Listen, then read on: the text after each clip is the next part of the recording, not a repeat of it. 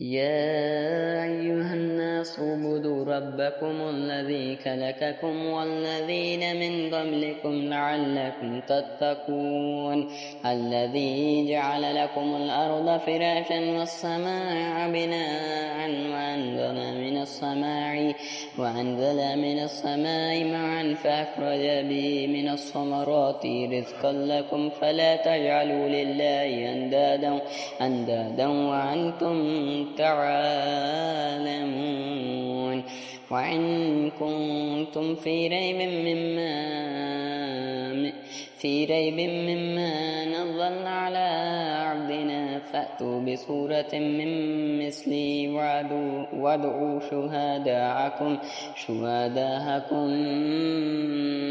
من دون الله إن كنتم صادقين فإن لم تفعلوا ولن تفعلوا فاتقوا النار التي وقودها الناس والحجارة أعدت للكافرين وبشر الذين آمنوا وعملوا الصالحات أن لهم جنات تجري من تحتها الأنهار كلما رزقوا منها من ثمرة رزقا قالوا هذا الذي رزقنا من قبل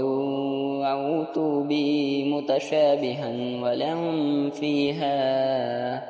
ولهم فيها أزواج مطهرة وهم فيها خالدون